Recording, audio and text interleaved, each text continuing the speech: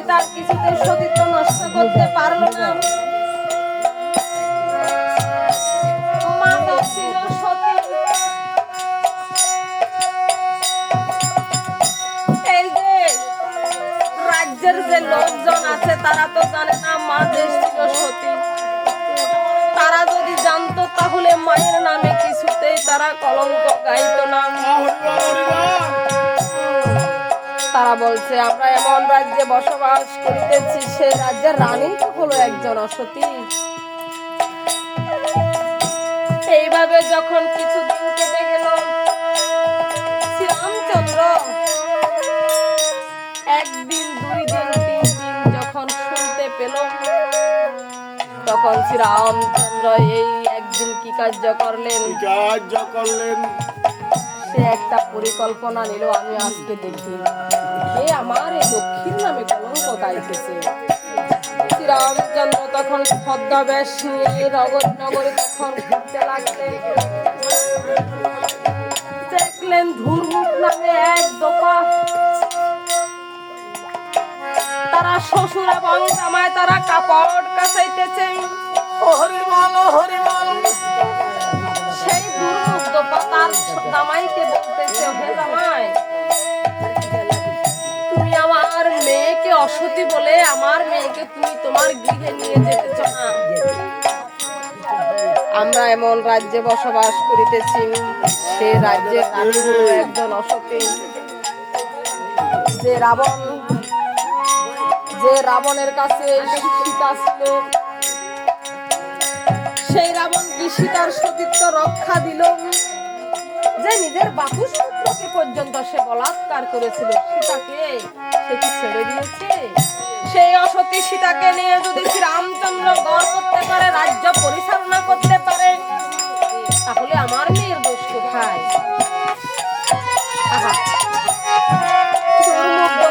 বুঝলো না মাঝে ছিল স্বয়ং লক্ষ্মী দেবী। স্বয়ং লক্ষ্মীর সাথে তার মেয়ের তুলনা করেছে। মানব হইয়া কখনো লক্ষ্মীর সাথে তুলনা করা যায়? আর এদিকে শ্রীরামচন্দ্র তো বুক ফেটে যাচ্ছে, আমি মনে হয় আর সীতাকে আমার গৃহে আর রাখতে পারবো না। আমি কত কষ্ট করে সীতাকে আমি রাবণের কাছ থেকে নিয়ে এসেছি।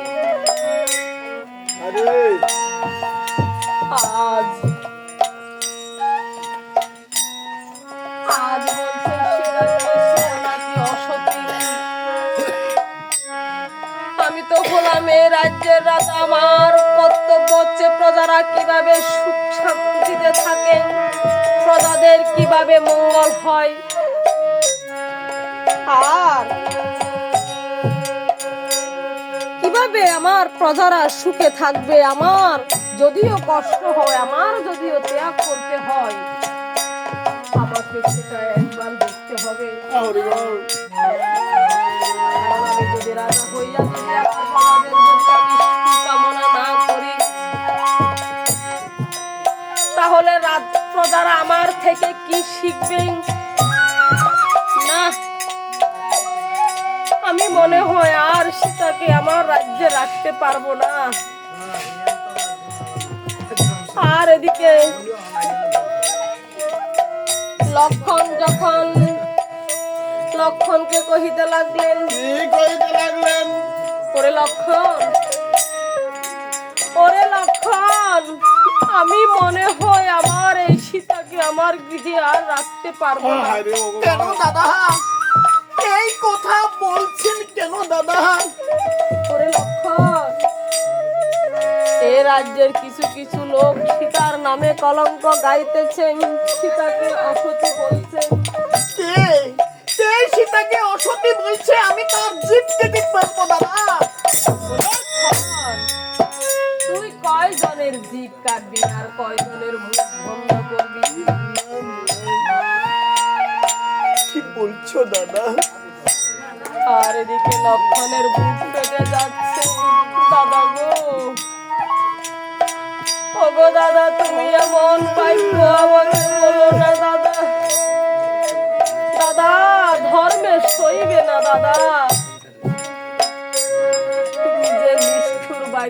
আমাকে বলিতেছ আমি সীতাকে বনবাস দিয়ে আসতে, আমি কেমন করে সীতাকে বনে দিয়ে আসব?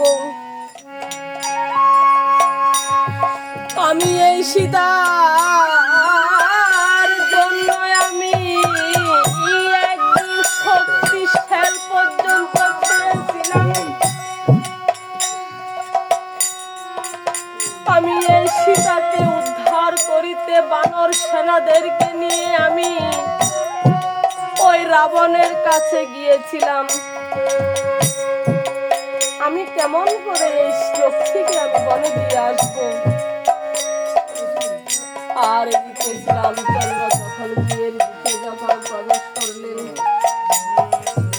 আর এইদিকে সীতাকে তার সকল ভাইয়েরা বলতেছে, তার তো জাগুলো হচ্ছে কি তার বোন, তাকে বলছে দিদি আমরা তো শুনেছি রাবণের কথা, সেই রাবণের নাকি 10টি মুন্ড 20টি হাত। এই রাবণটা দেখতে কেমন ছিল একটু আমাদেরকে বলবে? ওরে বোন, এই লঙ্কার রাবণ কেমন ছিল আমি কখনো দেখি নাই। তবে একদিন রাবণ রাজা পুত্র শোকে ক্ষিপ্ত হয়ে আমাকে দিয়ে যখন কাটতে এসেছিল, আমি তখন ওই রাবণের ছায়া আমি দেখেছিলাম। দেখেন সতী নারীর কেমন কর্তব্য। যে নারী সতী হয় সেই সদাই সর্বদাই স্বামী পরিত্রাণ হয়। সীতা দেখেন সেই পর পুরুষের দিকে কখনো সে তাকায় নাই, সেই মাটির দিকে তখন চেয়েছিল। আর রাবণ তখন তাকে অসি দিয়ে কাটতে এসেছিল। দিদি এই ছায়া তো তুমি তো দেখেছিলে, একটু আমাদেরকে বলবে? তখন একটি কুণ্ডলী আঁকলেন, এই কুণ্ডলীর মধ্যে তখন রাবণের ছবি অঙ্কন করতে লাগলেন। হঠাৎ করে যোগমায়া তার চোখে এসে তখন সেই অঙ্কিত ছবির উপর ছুঁয়ে গেলেন। এমন অবস্থায় শ্রীরামচন্দ্র তার গৃহে তখন প্রবেশ করলেন। দেখলেন সীতা দেবী রাবণের অঙ্কিত ছবির উপর, সীতা দেবী রাবণের অঙ্কিত ছবির উপর শুয়ে আছে। তখন শ্রীরামচন্দ্র ভাবলেন, না, সদারা মন্দ বলে না, সীতা এতদিন পর্যন্ত রাবণের কাছে ছিল, সে মনে হয় রাবণকে ভুলতে পারে নাই, সেই জন্য তার ছবি অঙ্কন করে তার ছবির উপর শুয়ে আছে। ওরে লক্ষণ, আমি আর সীতাকে আমার গৃহে আর রাখবো না রে। দাদা গো, কি বলছেন দাদা? আপনার কথা শুনে দাদা আমি আর ঠিক থাকতে পারছি না দাদা। ওরে লক্ষণ, তুমি সীতাকে গিয়ে বলবে, সীতা একদিন আমাকে বলেছিল 60,000 মুনিদের পত্নীদের দর্শন করিতে যাবেন। আজ তুমি সেই কথা বলে সীতাকে বনে নিয়ে যাও। আজ লক্ষণ সীতার কাছে গিয়ে বললেন, ওগো লক্ষ্মী, তুমি নাকি একদিন দাদাকে বলেছিলে ওই 60,000 পত্নীদের দর্শন করতে যাবে। আজ দাদা বলেছে তোমাকে সেই 60,000 পত্নীদের দর্শন করতে নিয়ে যেতে। আর এদিকে তখন সীতা দেবী মনের আনন্দে সে কি করলেন, সীতা দেবী ভাবলেন আমি তো ছিলাম কাঙ্গাল বেশে, আমি যদি এ রাজকীয় ভেষ নিয়ে যদি আমি মুনির পত্নীদের সাথে দেখা করিতে যাই, তারা কি আমার এই দেখা সন্তুষ্ট হবে না? আমি বনে যেভাবে ছিলাম আমি সেই পূর্ব ভেষ আমি আবার নেব। তখন সীতা দেবী কি করলেন, রাজকীয় ভেষ ত্যাগ করে সেই পূর্বের বেশ আবার পুনরায় নিলেন। যখন সীতা দেবী নিলেন, আর এদিকে তার একটি ছোট্ট কাপড়ের পুটলি বাঁধলেন। সেই ছোট্ট কাপড়ের পুটলিতে সীতা দেবী তার নিত্য সামগ্রী সেইখানে দিলেন। আর এদিকে লক্ষণ সুমন্ত্র সারথীকে ডাকলেন, আর সুমন্ত্র সারথী কি কার্য করলেন, এই রক্ষা নিয়ে আসলেন। আর এদিকে সীতা দেবী তখন স্বামীর গৃহে গিয়ে তখন স্বামীকে প্রণাম করিলেন। আর স্বামী তখন দুই নয়নের জল অজরে পড়তে লাগলো। আজ আমার সীতা,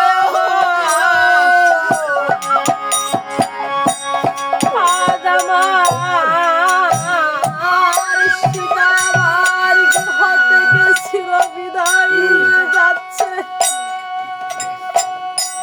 আমি আর সীতাকে আর দেখব না। সীতায় আমার জনমের মতো বিদায় নিয়ে চলে যাচ্ছে।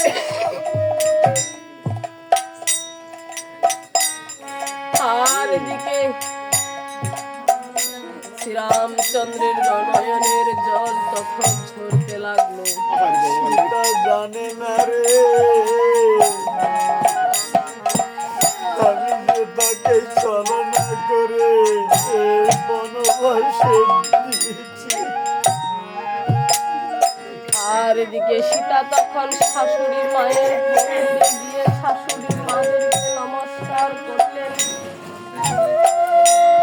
আর এদিকে লক্ষণের সাথে সুমন্ত্র সারথী পথে চেপে তখন গমন করলেন। আর এদিকে লক্ষণের নয়নের জল তখন নজরে ধরতে লাগলো। আজ লক্ষ্মী এই অযোধ্যা ছেড়ে চলে যাচ্ছে।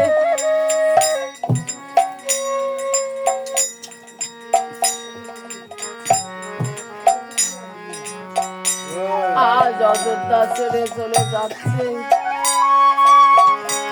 ওরে রাজো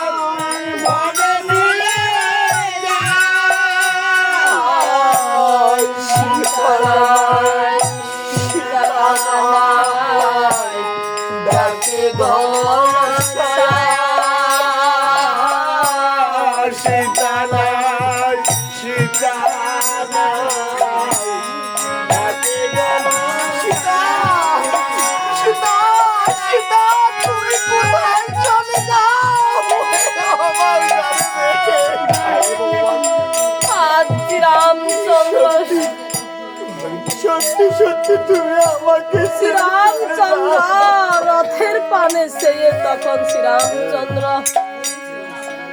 সীতা সীতা বলে তখন শ্রীরামচন্দ্র কাঁদতে লাগলেন। আজ সীতা এই অযোধ্যা ছেড়ে চলে যাচ্ছে। যখন কিছু দূর গেলেন, শ্রীরাম এই যে সীতা দেবীর পথের মধ্যে অমঙ্গল দেখলেন। এই যে ঘামে সর্প দেখলেন, এই দক্ষিণ দিকে শ্রীগাল দেখলেন। আর সীতা দেবী লক্ষণকে কহিতে লাগলেন, ওরে লক্ষণ, ওরে লক্ষণ, আমি যাব না রে লক্ষণ, আমি পথের মধ্যে অমঙ্গল দেখেছি। ওগো লক্ষ্মী, তুমি পথের মধ্যে অমঙ্গল দেখেছ, এই বামে সর্প দেখেছ, দক্ষিণে শ্রীগাল দেখেছ, যাওয়ার পথে অনেক কিছু দেখবে।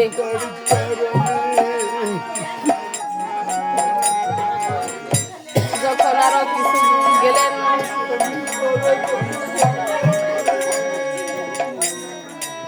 যখন আরো কিছু দূর গেলেন,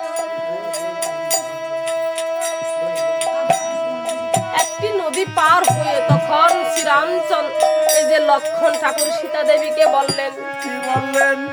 ওগো লক্ষ্মী, তুমি এইখানে নেমে যাও লক্ষ্মী।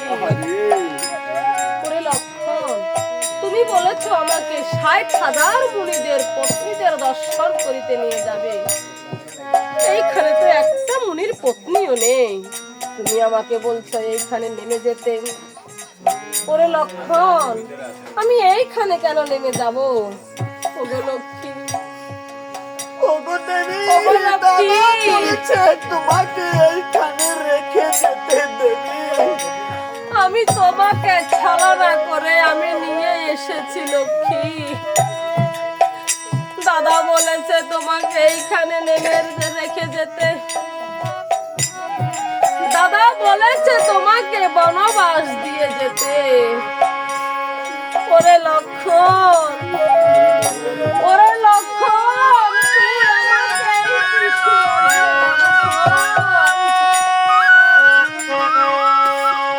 ওরে কি কথা শুনালি,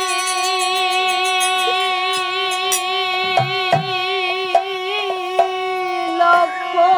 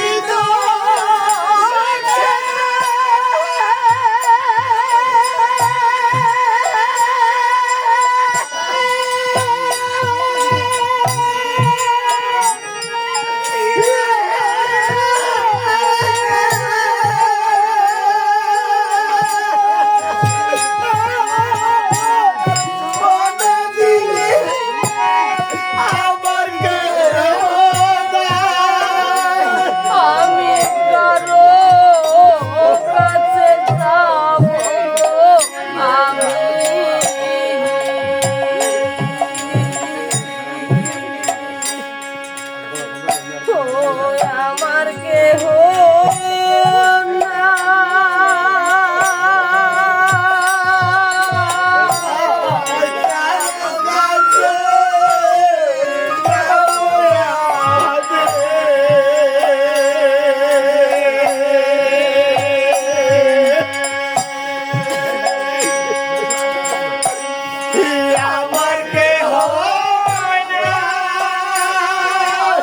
কারো কাছে